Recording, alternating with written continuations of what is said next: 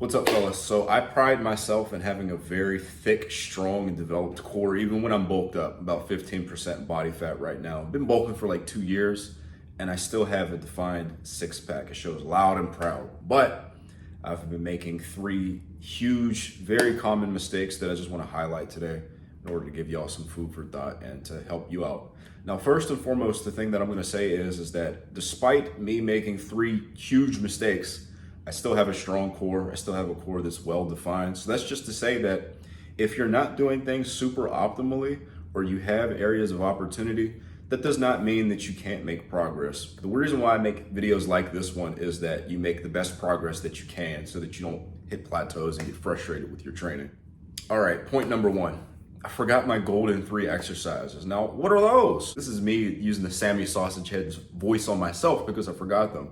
But anyway, the golden 3 exercises were detailed in a video that I made last year where I talked about 3 exercises. You put them in your program, you're gonna have good core strength, good core development. And honestly, it was GHD sit-ups, leg raises, and the ab wheel rollouts. Dude, I had only been doing the leg raises, and let me tell you why. My full body workouts can be very grueling. So the last thing that I wanna do is do all these different hard exercises that I'm trying to maximize to bring up whatever muscle groups I wanted to work on, and then also do like a hard exercise like the GHD sit-up. When you load them up pretty heavy, they are very, very tough, especially if you got the weight behind the dome like I teach people to do.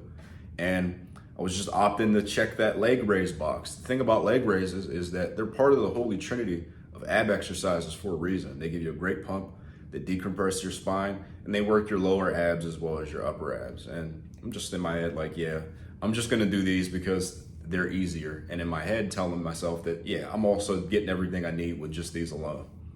Slap on the wrist, bro. That just completely wrong, because I'll tell you what, I started doing the GHD sit-ups again, like 40 pounds or whatever. And I'll tell you what, after 2 sets, my core was reduced to fish paste, to chum. It was extremely sore. There's a difference in just muscular stimulus there. No duh. That's why I made the holy trinity of ab exercises. One could not stand on alone without the other 2, right? I knew that last year. It just wasn't me taking my own advice. So the key principle here, bro, overall is that 1, you can always make room for things that are your bread and butter, and you shouldn't lose sight of what your bread and butter is. Don't get lost in the sauce like I did. It's very easy to do that when you're trying to focus on a million other things, but don't lose sight of what that bread and butter is. I trimmed off a set here, and some things that were superfluous, like extra, not needing to be there. And I made room for my freaking GHD sit-ups and my other ab exercises that I should have been doing. Much the same, ab wheel rollouts are part of the program again for the same reason. Now, if you want to watch that golden 3 video about abs, I'm going to link that at the end of this one. You could watch that after we finish that. My goal on the GHD sit-ups, like long term, I saw Dan Green do 50 freaking pounds for 15 reps. So I'm going to try to chip that for 15, 16 reps. That's going to be my long-term goal. But what if I told you that that golden 3 was incomplete? Everything in that video that you're gonna watch after this one is completely valid, so please do watch that, because I'm gonna break down the sets and reps and everything that you need to know about those movements. But I'm adding to that with some things that honestly take it to the next level. So like the golden 5, we're gonna introduce in this video. This leads me to number 2. I just neglect my serratus muscles. It's called like the puncher muscle, the boxer muscle. It's that really cool, chatty, ridgy muscle right above your ribs, bro. And when it's defined and when it's strong, it really draws the eye in, and it makes your core look really, really cool and strong. So it's been something that I've been neglecting. Now, with that being said, bro, what is an exercise that really works the serratus well that you can put in a holistic program that works a lot of different things at once? Pullovers. It's been a joke in my own head for a while now that I'm always like, yeah, I'm gonna do pullovers. I'm gonna do them. I'm super excited about doing them. And then invariably, I never have the room to do them and push them hard the way that I would want to. The principle here is that a lot of times the simplest solution to something is often the correct one and the one that you need to pursue.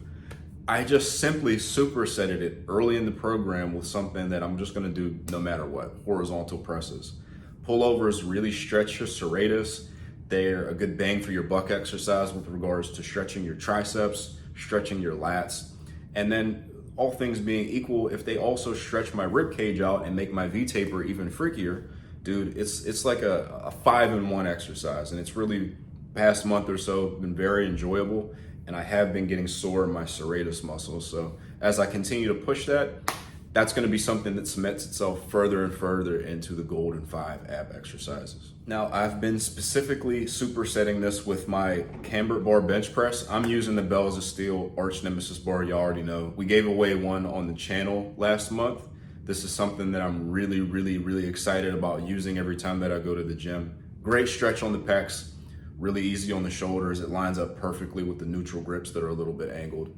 But something that we can all speak to is that we like supersetting freaking pushes with pulls. And to me, it was just like, I don't know why in my head I didn't consider doing this in the past, right? A lot of us like supersetting bench with pull-ups, bench with rows. Bench with pullovers is like easy money, bro. So it's just something that I want y'all to try. It's something that I really enjoy.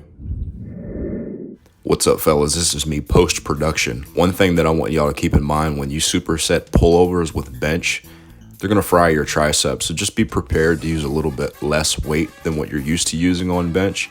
And then also, if you're gonna be doing any triceps isolation like I do, so I go bench, pullovers, tricep extensions, tricep press downs, you're just gonna be a little bit sore, or you just may be a little bit fatigued going into those tricep isolations. And, you know, as you continue to superset pullovers with bench, your performance on bench is going to be less than it would be than if you were fresh. So it's just something to keep in mind. It's not anything bad, but I do want you to keep that in mind. Because I tell you what, bro, that's the only way my meathead brain is going to allow me to do them and push them hard, is if I do them in a way that's enjoyable. Now, in terms of sets and reps, that's somewhat unimportant. 2 to 3 sets in like a normal moderate rep range as y'all are used to hearing by now. 8 to 12, 10 to 15 is also good for lighter weight. The form, though, is very important in my opinion. So I like to go down as deep as possible.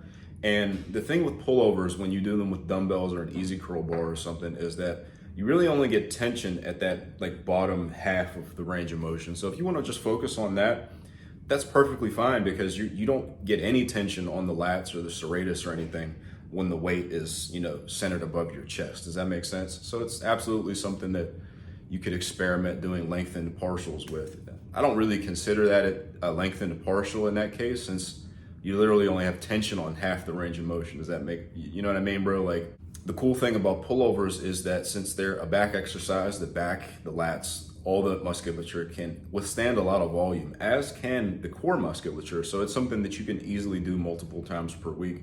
Something that I really enjoy is one day I'll go a little heavier in the 6 to 10 rep range. Another day I'll go a little lighter in like the 8 to 12 rep range. And I'll just progress those two things separately. But they also feed into one another, since you're practicing the same movement twice. They're both days are gonna help one another. Dude, this last one, it's just awful, bro. It's so embarrassing. I have been neglecting my oblique training as well. This is something that I can't believe I did not focus more on that original ab training video. I've just been very spotty with the way that I've trained my obliques in the past. If it's not an exercise that I thought looked cool or I was excited to do, I'm honestly just not going to do it at this point, bro. I'm at a point in my training where, like, I'm not focused so much on the detail work when it comes to certain things if I'm not excited about that. And that's just a mistake, because I say all the time, dude, I'm trying to put on as much muscle mass as I possibly can. There's a good probably 2 pounds of muscle I could put on each oblique. That might be an over exaggeration. It could be like a pound or half a pound or something. But overall, it would contribute substantially to the way my body looks visually if I just got them bigger. So I've been really excited about doing the oblique side bends, just because for me, I can't get that strength enjoyer mindset out of the way that I approach things. Even in me being a Johnny bodybuilder now, I'm always thinking about things holistically. I can't just do an exercise that only is good for obliques, because I have a million things that I'm trying to do. So I'm trying to hit multiple things at once. The cool thing about the oblique side bends is that they also work the QL muscle really well, which is something that, you know, a lot of people don't think about, because it's not a muscle that you can see, but it helps in preventing injury if you keep that muscle tolerant to volume and tolerant to being recruited, because QL injuries, in my experience and from what I've seen, are somewhat common in people that do a lot of hip hinges and things like that. If you move in a way that you're not prepared for, or you're overly fatigued or you're not recovered, sometimes that QL can just get, you know, snapped up a little bit. And this super helps prevent that. It's just a good, you know, insurance policy in that regard. While also still working the obliques really well in a way that you can load very easily. I just hold a freaking kettlebell or dumbbell in the hand. Sometimes I'll put it on the dome, you know, and go like that. But overall, no matter how you do it, you load it up. It's easy to load, it's hard to fuck up. The range of motion is good on the obliques. Maybe consider pausing at the bottom. I do it 2 times per week. I have 5 training sessions. The other 3 sessions are literally just 6-pack muscles exercises, or, you know, I'll do my pullovers on those days sometimes as well. But the thing to keep in mind here is that this isn't something that you want to go really heavy on in my experience. Keep the reps higher, so at least 10, right? So at least 10 up to 20 reps, and really just focus on going through the range of motion in a controlled manner, because the first time you do these, more than likely, your QL is gonna get extremely sore. So you wanna hold some reps back in the tank the first time that you do it. So if you feel like you did 10 and you're like, dude, I could do 25, you would be very shocked how your QL will feel if you do that 25 reps and then you do 20 and then you do 18 or something like that, as opposed to just doing 10, 10, 10, and you're still a little bit sore doing that. So definitely work your way up on doing this, maybe add a few reps per week until, you know, you feel like you need to push things hard, because you need to prepare yourself. This is a new exercise, a new muscle group being worked for a lot of y'all. Those are the golden 5 exercises. Again, just to repeat, it is the GHD sit-up, where you can do it on like a decline bench. That's perfectly fine as well. You have the hanging leg raise, you have the standing ab wheel, or ab wheel on your knees or on rings, some form of ab wheel. Then you have your oblique exercises. In my case, I really like the oblique side bends. You can do that on a GHD, you can do that on a 45-degree hyperextension, whatever you have the capability of doing it on. And then finally, you have your Serratus exercise of choice. For me, I really like pullovers because I feel like the stretch is just incredible on that exercise. If you have any questions about what we talked about today, please let me know. Go ahead and watch that ab training video wherever it's at to get more details on the GHD sit-up and the hanging leg raise and ab wheel. And then you have to watch that other video wherever it's at on the screen. Y'all have a good day.